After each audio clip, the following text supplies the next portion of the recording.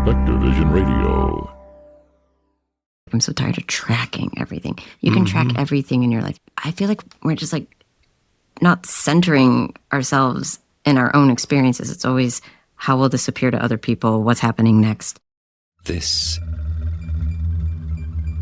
is Phantom Power.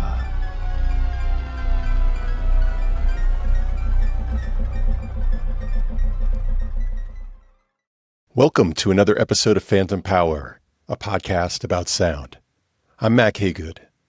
If you're new to the show, on Phantom Power we have conversations with authors and scholars and sound artists and experimental musicians, and basically we talk about the nature of sound, the nature of listening, and the ways that technology shapes our experience of sound and listening. And personally, I just had a very sound-rich trip down to New Orleans for Mardi Gras. I've discussed this in the past. My wife and I often go down to Mardi Gras, where she is part of a marching group. We're both New Orleans natives, and she and a bunch of women sew these elaborate costumes with beads. They're called the Dames de Perlage. They look kind of like 19th century hookers with beautiful artistically beaded bodices. And we spend a few days down there, when we can. And it's a blast and it's exhausting. And I come back and have a sort of serotonin withdrawal experience. But I mean, talk about a sound rich, incredible experience. And this year when I went, I was really thinking a lot about how to incorporate this trip into my book research. I've made several trips to different places for this book that I'm writing about sound and listening. And New Orleans figures somewhat prominently in this book, just the way it's been coming together. It's been a little bit like a memoir. And so this time around, I was really thinking a lot about the sonic experience of Mardi Gras and the way that technology is a part of that. And I had a bit of an epiphany, really, because a lot of my research has to do with the ways that we've managed to take music, which is a social experience, and turn it into a solitary one. And the ways that we've managed to take audio technologies, which are ostensibly there to help us communicate, and actually we very often use them to isolate ourselves. And that can be all well and good. I'm a big fan of noise canceling headphones in a lot of different contexts. But there are opportunity costs there, right? And there are other ways that we could be using technology, and often we tend not to. And so to be there in New Orleans and to see what was happening with mobile sound systems kind of blew my mind, because I realized that there was almost the inverse phenomenon happening in New Orleans, in the streets around, Frenchman Street and on the Mississippi River and different parts of town, where there were people basically following around mobile DJs who were in all kinds of like modes of conveyance, from like electric vehicle type things to flatbed trucks to shopping carts. There are all these different kinds of wild mobile DJ setups. And anywhere that there was one of these mobile DJs putting out all kinds of different sorts of music, by the way, there was just a crowd of people dancing together just in the streets. And it was amazing. And so it was like these bubbles of sound that were filled with sociality and filled with people celebrating and dancing together. And it was just amazing. And it gave me like, oh yeah, this is the place, I think, in this book where I want to land, where we're talking about these other potentials of music, the potentials of music that we all know about deep down in our hearts, but we've somehow often found ourselves alienated from through technology.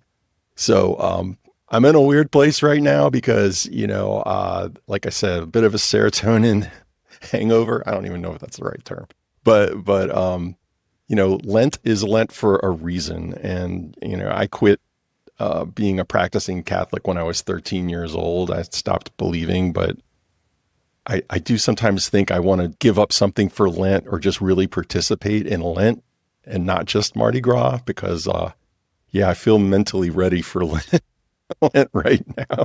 I feel very repentant. So anyway, that's a little bit about what's going on with me. Glad to have you with me today. Today I am talking once again with Julie Shapiro, audio production legend, in terms of like an executive producer type role, right? Like Julie, was an executive at PRX Radiotopia. She was one of the founders of the Third Coast Audio Festival. She's just one of the people who truly shaped my understanding of what audio could be. And so last episode, if you didn't catch it, I had a really fun interview with her where I played a bunch of different pieces from her career, and then she had to guess what they were and then talk about them. And that was really fun. But today's episode, I actually think I like even more because I wanted to pick Julie's brain about what it means to be creative in the year 2026, particularly from, an audio perspective, but also given our shared history, both me and Julie have a shared history in sort of being in indie music scenes back in the day, back in the previous century, as my teenage son loves to remind me. So we kind of talk about some of the ways that indie music fan culture shaped us, and then some of the ways that a lot of those practices that we learned back in the day found their way onto the internet and became the internet as we know it, but then the way that the internet kind of twisted them into maybe a less creative, less fulfilling version of creativity. And so it's just a frank conversation about the challenges of like making a living as a creative, of doing fulfilling work when there seems to almost be a sort of digital system that is doing its best to prevent those things. For those of you who are members, I have a bonus section where we talk about our honest opinion about video podcasts and the turn to video podcast. And I think that goes to a pretty interesting place.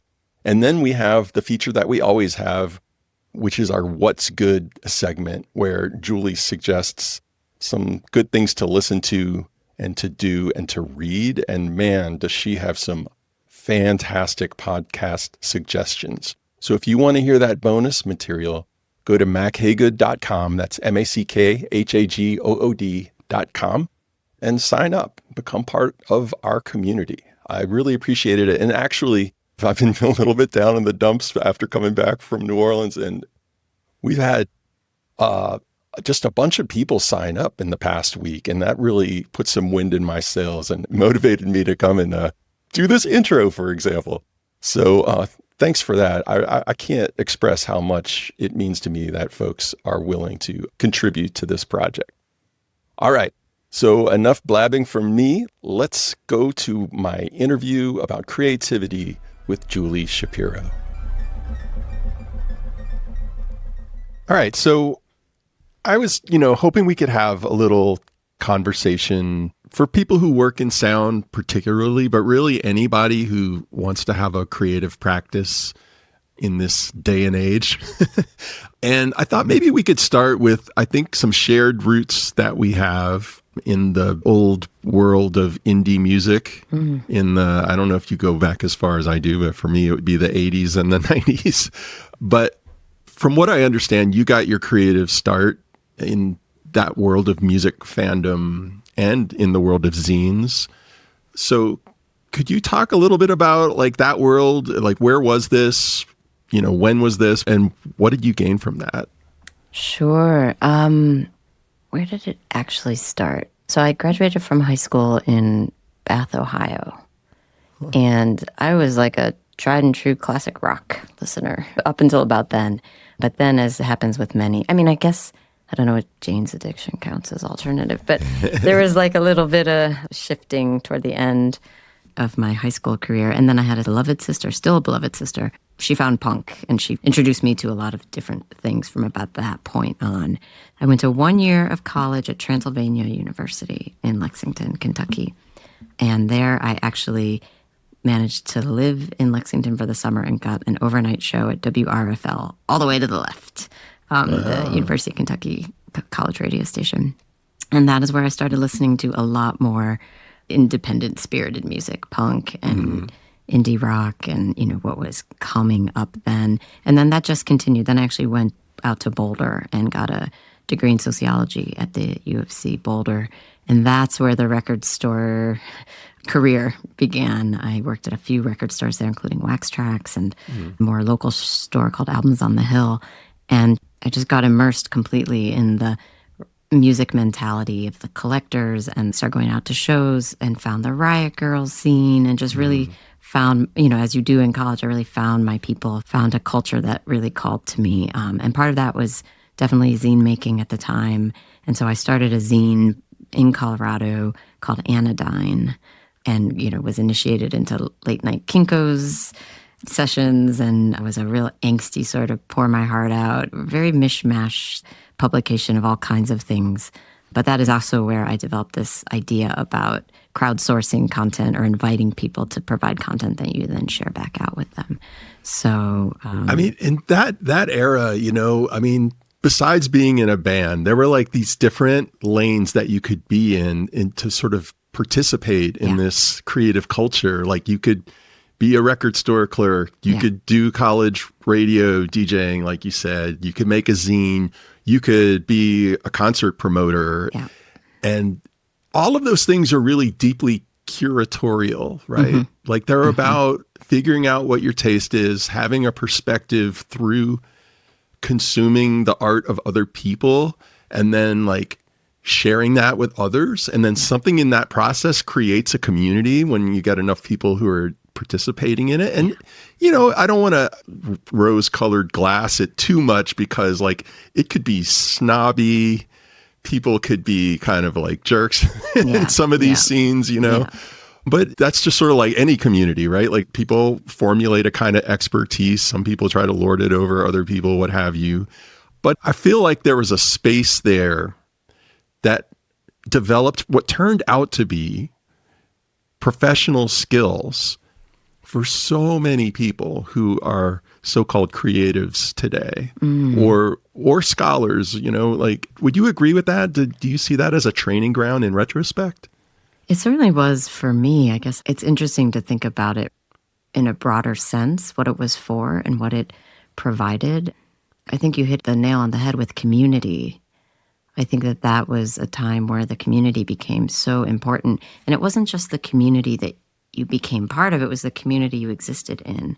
So that was also a period in my life where I started riding in critical mass gatherings and volunteering with Food Not Bombs to help, you know, provide food for free in communities. And so there was this kind of, I guess, punk ethic that was really about standing up for people who needed advocacy and support while also honing or getting to know your own strengths, personalities, interests, skills. It was also a very generous time. I think that people were very keen on skill sharing and coming together and experiencing things in solidarity. And a lot of those principles definitely have stayed with me. You know, plenty of people leave that world and go find other ways. And usually there's a middle ground because it's a bit of a utopic time as well to, you know, work in the record store, go to shows, be in a band, make a zine. Pretty cliche, actually. And I did get to Portland, Oregon, yes. So I really was living the textbook life. But, you know, it was formative for me. And it was a time to come to terms with, you know, my life up until then and then entering adulthood and trying to describe things around me. That's where the zine came from, I think. I had music reviews and I would talk to strangers with, you know, what's the best thing about your job for toll booth operators and developed this idea of sending around an image that people could send back to me. But it was really like very, like, I can do whatever I want with this on my own terms. And that's what a lot of zines were. And it was a lot of communicating through the mail, which I always really liked. And, you were depending on these sort of larger institutions and structures to live your independent life. But there was a balance there, I think, with pushing forward, pushing yourself to be your best person. But yeah, I think in terms of later on in life, I keep returning to this sensibility in my life and realizing like that's how I feel the most myself is in building community through creative process and sharing that back out and appreciating art and experimenting and absorbing a lot of information from around me and challenging myself. So that I all learned to do during those times. There's something that just came to mind for me too, which was that there was a sort of pride in being broke because you were doing something that wasn't the mainstream, right? And there was a concept which could be problematic in its own right sometimes, but of sort of like selling out, and you wouldn't want to sell out. So the sort of art commerce balance was very forefront for the sort of Gen X type indie music type people in that era. And it's interesting because I talked to my students today, and a lot of them, I was kind of surprised by this, honestly, but like I talk about trying to lead a creative life or a meaningful life and find what you really care about and what you really want to do. And quite often they'll say to me, we can't do that because the financial situation is too bad. Where's the job? And we have to find a job. And I try not to be like, I don't know, like too hunkered down in my own perspective. But like when I was that age, that was the last fucking thing I was worried about. Like I could not give a shit about a job. It wasn't until I was in my 30s when I started to care about that. And, maybe it's a mark of my privilege that I was able to manage to eventually find gainful employment, even when I didn't prioritize it for a long time. But on the other hand, I also think it was that very process of not prioritizing it that gave me a perspective. It gave me a playground. Like when I talk about all the WBEZ being important to me and listening to a ton of radio, I was a dog walker back then in Chicago, and like in the winter. Yeah. And it sucked. And I have like circulatory damage to the tips of my toes to this day from that, right? But that was what I did. And the people who did dog walking back then, they were all DJs and musicians like me, because you could leave town, you could go on a tour, you could come back. It was not a big deal, whatever. And like, that's how I structured my life, because for me, having the time was more important than anything. And I worked obsessively on things that never saw the light of day for the first half of my life. I mean, at least somebody read your zine. But I wonder like what it is about the structure of society, and does it have to do with the messages that young people have gotten or what? But it's sort of like, sometimes the message I get is like, well, you can't expect us to be happy. We need to worry about money. Yeah. And to me, that seems like a throwback to like the 1950s or something. I don't know what you think about that. I think there's a different pressure on people your students' age, and I see it as a parent of a 14-year-old. And I think that there's just no self-time that is private anymore. And so part of the pressure that I sense is like, I'm so tired of tracking everything. You can track everything in your life. You can share everything in your life. You should share everything. Like arguably as a professional, I need to be sharing things. Certainly for Audio Flux to grow, I have to share things, but I feel like we're just like not centering ourselves in our own experiences. It's always, how will this appear to other people? What's happening next? And I think part of those years for me was really like being in those moments of understanding myself and how I was moving through a culture around me and learning from other people and feeling gratified and also giving back. And that was just what you were talking about, prioritizing. Like what felt important, was like the greater good and art and, the ways to express yourself, to tap into something and to keep learning and to support other people in that. I just remembered that community mindset was so strong for me that it covered a lot of need, I think, at that point. So I wasn't thinking about the future. And I, too, was well supported, had a very comfortable upbringing. And so maybe I had the privilege of being able to even think this way and not think about how was I going to pay my mortgage in 10 years when I bought a house. Assumed things would happen, and sometimes boldly went into the world understanding that would happen. And sometimes they did, and sometimes they didn't. But it is a perspective thing that came through this lens of independent media, independent lifestyle, something other than the mainstream, being anti-mainstream for the sake of being anti-mainstream. Yeah. Some of it was naive and misguided and, one-sided. And I think a more balanced outlook is healthier and now necessary. But yeah, I don't know, I think I'm kind of wandering through the answer to this one. But I think you hit upon an important thing, which is like there was a community that allowed that to be a norm. Like, oh yeah, we're all prioritizing this kind of lifestyle. We're all kind of broke, whatever, like insert your cliche of broke hipster here, and I still see communities today. It's not like that doesn't exist today. There are still people who are prioritizing a creative life to the detriment of their bank account. I don't want to say that doesn't exist. Yeah. It's definitely exists. And I know a lot of young people like that today. But I feel like there's a stronger pressure. As you say, there's this kind of like optimization thing. It's interesting because like there's this pioneering internet scholar, Nancy Baim, who was also like super big into the indie music scene back in the day. And she makes this convincing case that all the kinds of DIY stuff that music fans were doing back then actually shaped the internet as we came to know it. So zines became message boards and music blogs. Cassette tape trading through the mail became file sharing. Sure. The couch surfing networks that bands always relied on, like punk bands, this became like the online home share and ride sharing sites. And I totally buy into that history, that it makes sense to me that like those were continuities that sort of made their way onto the internet.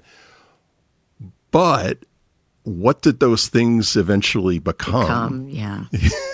The furthest thing from what drove that culture and that mindset back then. Yeah. One thing I was thinking about is when I was experiencing those years, I wasn't really thinking. That's part of it. I wasn't thinking ahead, but I was just living. Yeah. In a way, I was just lucky, fortunate enough to just live and follow whatever was driving me towards a record store job or moving out to Colorado for college or moving out to Portland. And so there was a kind of just organic unfolding of things happening because I was out in the world. And I feel like leaving Ohio and going and doing all that had a lot to do with the opportunities that rose up around me. And then it was a matter of whether I took them or responded to them or found them and pursued them. So looking back, I think it's really interesting to think, how did I think I would live the rest of my life back then? And I really don't know if I've thought about it at all. At one point, I went on tour selling merchandise for Superchunk, and I was like, maybe I'll be a merch girl for my career, for my job, It was fun. It was fun. I made some money. I got to be in community, heard great music every night.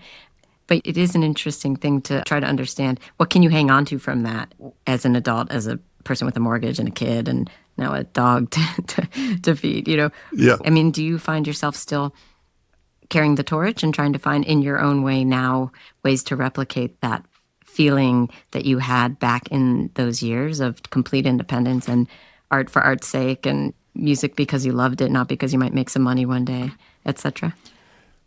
It's certainly complicated by the responsibilities I have as an adult now. And in some ways, I think the best thing that ever happened to me was getting those responsibilities. Like in some ways, the best thing that ever happened to me creatively, because it gave a little bit extra pressure to complete things. To think about an audience, not just be my self-indulgent, like, well, I'm enjoying this or whatever. Yeah. Constraints are helpful. Constraints are, yeah. I think, however, like I will say that, once I got like the rare tenure track professor job that I was super lucky to get. And then I wrote my book, and I finally could sort of like take a breath. I got tenure. Then I sort of looked around and said, my God, I haven't touched a musical instrument in a decade. I haven't played around with recording sound in a decade. Like, I need to get my hands dirty again. And that's how I wound up starting this podcast. Nice. It became, something like, okay, what is a scholarly thing that I could do that feels meaningful to me, and that I'm not just talking to a tiny group of insiders, using terminology that nobody can understand, And then that's really, but sort of branched out so that now that I'm working on this second book, which is a mainstream book, not just for scholars. And so I'm thinking a lot about this question of just like, what value does creativity bring into our lives? How can we make space for it given the digital constraints that we seem to be feeling today? Yeah, well, side note, I have an opportunity for you to make a 3-minute creative audio piece. I'm interested. And also thinking about what's the non-scholarly version. Like, you frame that like the podcast ticks a few boxes that feel like the professional Mack, also, but let you sneak in the kind of indie Mack into what you're doing. So I'm curious if there's something that like avoids even that. Even that connection. Although maybe there doesn't need to be, so there's no right or wrong answer. But what I will say I record a lot of music that no one's ever going to hear. Okay, well, at least you're picking your instruments back up. Okay. So I am doing a lot more of that these days. Yeah. I lived through this real time, and I'm sort of condensing a lot of things into one example. But the podcast industry has become like overtly bonkers, I think is the technical term. And it is moneyed. It is all about promotion, marketing, growing your audience, AI, video. It's really an unfamiliar territory for me that I'm not that happy wandering through. Partly why I started AudioFlux was to kind of take the best parts of that podcasting world and bring them into a culture that I felt more comfortable and familiar with. But I felt this writ large about, making decisions about next career choices in podcasting. I had a lot of experience at an executive level and realized that there were fewer and fewer jobs. Well, it's just hard to get jobs, period. But for someone that had the kind of experience I had, the job opportunities were only similar types of jobs, and I really wasn't that interested in, like, that's not a career ladder that wasn't my ladder to climb. I was really uncomfortable taking increasingly executive or corporate jobs that pulled me away from the creative process and working with the producers and supporting people and building community.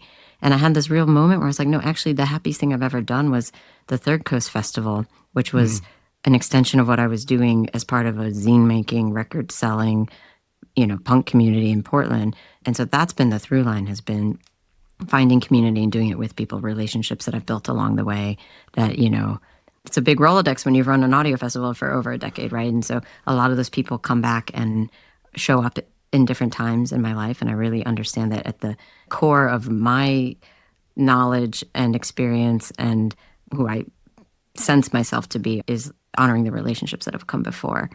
And those become opportunities for sustenance to some degree. I'm consulting now, so I work up with a lot of people individually, and I think that I'm happiest working with creative people to help realize what they want to do.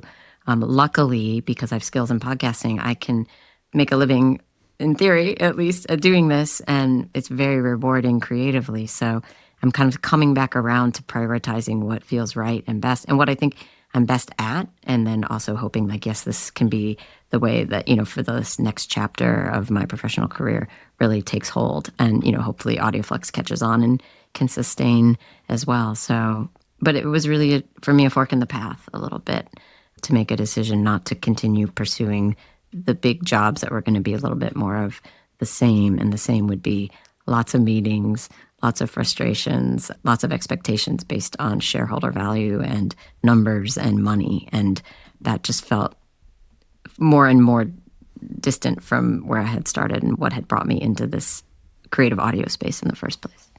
So you're still carrying the torch. I'm trying. I'm trying, and it's humbling and it's hard. I will just say that. It's not always clear, and if the right job came along, I would jump on it. I'm not a committed freelancer for the rest of my life. I just like being able to do a few different things at once, and that's what I'm finding right now has been really creatively satisfying. But the tension is there, and even the work that I love the most isn't the most successful out there, and it's not the work that's necessarily getting invested in and made and supported by the industry. Yeah, can we talk about that? Because you made your name in narrative podcasting. Yeah. And curating things that are even, so to speak, left of the dial of narrative podcasting, right? And that is not what people even call a podcast today, is not those things. So can you talk about when you said the weird situation that the podcast industry is in right now, in terms of genre, in terms of aesthetics, in terms of what counts for content? Can you talk about the current state of the podcast industry? Yeah. I always want to tread carefully because there's so much about it that I appreciate and honor and consume myself. But writ large, I think for creative independent producers, the opportunities have really dried up. But this is like media wide, right? Like at the time of this recording, the Washington Post just laid off like 300 people this week. And they're shrinking. So I think there's been a total existential crisis in media, in journalism, and in sort of our corner of the creative corner of podcasting, storytelling, narrative storytelling podcasts. And what we've seen is the rise of podcast, meaning, two people sitting around a microphone on like YouTube. This. On YouTube, watching two people talk, I know, but we played audio, we responded to it. I'm not, I guess I'm trying to sell people an audio flux, but but I'm not a celebrity talking about being a celebrity, that's for sure. No, I think that the definition of podcast, it was always supposed to be this open-sourced, endlessly potential thing that has now just become more and more narrow. It's narrowing in terms of what people think about it. I once said this in a conversation, and I go back to it a lot. Imagination has left the building. Like, it's just there's nothing spontaneous or fresh or creatively interesting. There's not a lot in the big podcasts anymore. And so we have seen the rise of a certain kind of thing that does a fair job at doing what it's trying to do and usually involves a conversation around a microphone. And so, just creatively deficient, I would say, in a lot of ways. But people come to podcasts for different things. And so a lot of people, that's what they're looking for. News, analysis, influencers, celebrities, talking about being celebrity. I mean, this is just like cliche to even talk about it this way anymore. But what we've seen is the opportunity to craft interesting, compelling, impactful stories is really diminished anymore.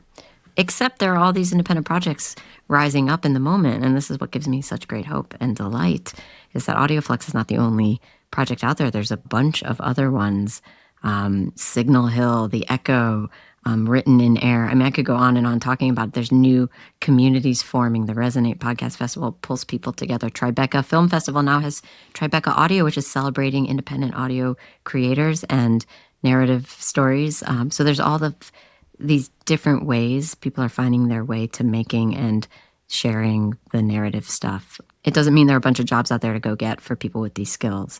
And so that is where there's a lot of tension, I think, as companies like get consumed and then shrink and then are canceled. You just have a lot of people sort of tossed amongst the waves as this ocean is really very, I think, roiling would be the appropriate description. And a lot of people are unsure what's going to happen next for their careers. So is it fair to say that there was an expansion and there was a moment where people were making a living doing these kinds of creative narrative audio projects, and there's been a contraction, and now people are sort of back to walking the dogs, taking the editing jobs, taking the professor gig, like whatever they have to do to get through the day in order to have that time to make the audio that they want to make? I think that's a fair assessment. I also think it isn't quite as doomsday as maybe I just sounded like it was, or that as people talk about it. And I think that, there's something to be said for an industry finding its feet and becoming stronger and stronger. And there's like lots of good stuff out there. I should be really clear about that. Totally. I'm not anti. But I think that for the experience that we all sort of gathered around at the Third Coast Festival, this sort of bonfire of audio explosive creativity, those opportunities aren't there. So people are trying to find them outside of the industry or leaving the industry altogether. I talked to someone who made a Fluxwork a few circuits back and now started a company making like artisan ice cubes. Like they're selling ice cubes to like hipster bars in Richmond, Virginia. It's like they don't, maybe they're producing on the side. I hope that this business is lucrative and they can still produce on the side because they're really talented. But there's definitely sort of a heaviness. And like, here we go again with every round of cuts. Everyone takes it very personally, and the cuts keep coming. And there was a heyday where there was a lot of money being showered upon a few shops. Yeah. And none of those shops are around anymore, by the way. Yeah. And what you have are the bigger media entities in-house having teams, but like really not having a lot of opportunities for freelancers. And so it's challenging. I think everyone's in that, like, how do we make this work? Why do I want to make this work? Do I want to make this work? Do I need to find something else to make work? Yeah. I don't want to belabor the economic piece, but I do want to maybe spend another moment or two on it because there's like a supply side explanation to what's going on, and then there's a sort of consumer side, right? And this is something that I'm always puzzling over in my mind, which is, okay, there was a bunch of money. Serial, came out of nowhere and became a huge hit, and people realized, oh, here's what we can do with this delivery system of the RSS audio feed. Like it really kind of made a kind of economic sense. And then just like there's been with, I don't know, crypto, AI, whatever, there was like a bunch of money went into it. And then that created a lot of possibility, a lot of that creativity, that the groundwork had already been laid by you with the Third Coast Audio Festival and a lot of other actors. There was a channel and it went in there and a bunch of beautiful, wonderful art came out. And then the money dried up and then things contracted. That's one explanation. Another way of thinking about this is that I feel like people's tastes, people's listening have been affected by the same kind of mantra of efficiency that we've been touching on earlier in our conversation, that pressure that my students feel that, oh, I don't have time to be creative. I got to get a job. And that has actually influenced the way we listen to the point where something like a narrative where it takes time to develop who these characters are and everything, that is not the most efficient delivery system for information. Yeah. And that there's this feeling that information is the important part. Yeah. It's like whatever that tech guy said, it was like, if you write an entire book, you're doing it wrong. This should be a tweet, right? We should be able to boil things down. Yeah. And the narrative is not about boiling things down. And we are able to exchange a lot more ideas in this back and forth than if I had created a narrative podcast about your career. So there are true strengths to this version of the medium, and there is value that it brings for sure. I enjoy listening to things like this. Yeah. So I'm wondering about that perspective on it. What do you think? It goes back a little bit to me about like what constitutes information even, because like, let's think about that trawler piece, is that enough ever? What kind of information is in the sound of a fishing boat moving across an Icelandic fjord?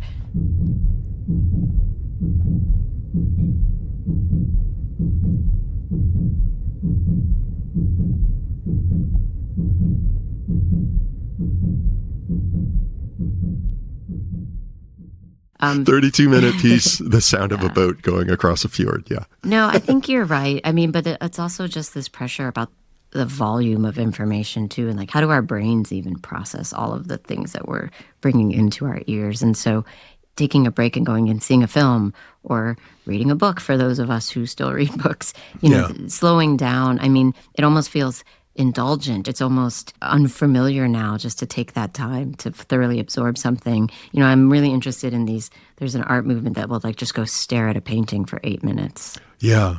The Third Bird or something. Yeah. I think many read an essay in the New Yorker about it. Yeah, I read that too.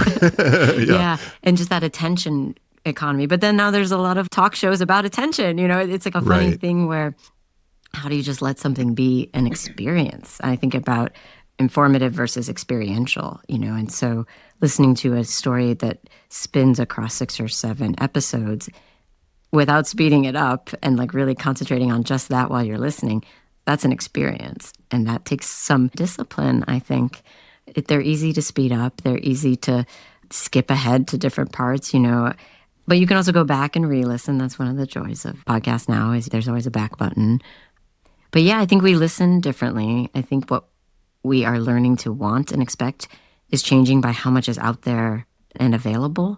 And now with these news cycles that have gotten so manic, my own consumption, the ratio of kind of beautiful, crafted, artful storytelling to emergency news podcast information, the balance is way off. I'm very tied to hearing people I trust talk about what's going on in the world. Yeah. And that's because what's going on in the world has changed. I didn't feel this urgency. I listened to very few interview shows back in the day, but now it's a huge staple of my listening diet. I just try to find time for the other stuff as well, which means it's hard. It's hard.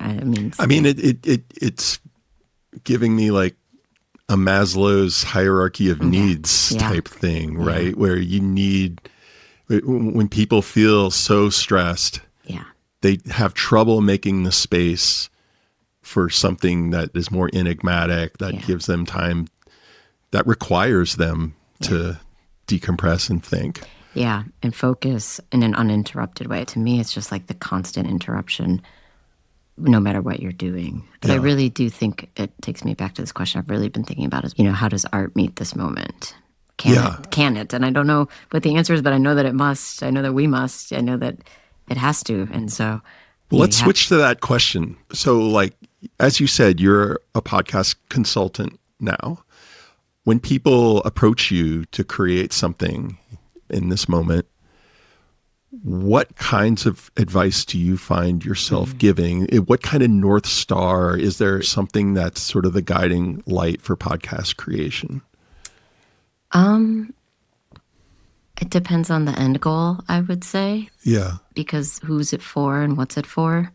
But I also wonder why you in this idea. That's like a very common starting point for me. Like, what is it about this story that makes sense for you to try to tell it, especially if you're going to try to tell it in a 10-episode podcast series, And then always, what's your relationship to the story?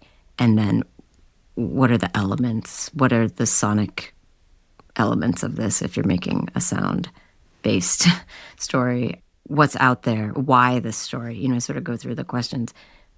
Why now for this story? The who, the why, the what is it? How is it? What is at the center of this? And then I'm always wondering, how can you tell it in an unexpected way? Or how can you tell it differently than somebody else might tell it? Depending on who you're making it for. There's so many caveats to having a podcast idea. You can do whatever you want. You can put anything out, whether you want an audience, and how are you going to tap into listeners who are going to appreciate this? How are you going to find those people? All of those questions start to come up very quickly for me. But generally, I'm looking for ideas that I'm interested in. This is just, I think, natural. I'm not here to help someone make like a corporate podcast to sell something. We'll work with independent producers about ideas to kind of, at the heart of it is storytelling. Although I want to take that back because I've recently been talking to someone who has an idea for a really beautiful interview show based on musicians and active listening. And so, it depends on the person, it depends on the energy. And that person approached me saying, I can't stop thinking about this idea. That's why I'm reaching out. And I said, sir, those are the magic words. Like that to me, I think interest is contagious. So if someone is really passionate about something and they want to do it in an original way, and the idea has legs, and I can see why this person might be able to do this well, that's going to excite me about working with someone. And that's a project that I think has a, slim chance of existing in the world in this day and age. So who are your typical clients? And then what are they actually trying to accomplish? Are they trying to sell a project to a big podcast company or what?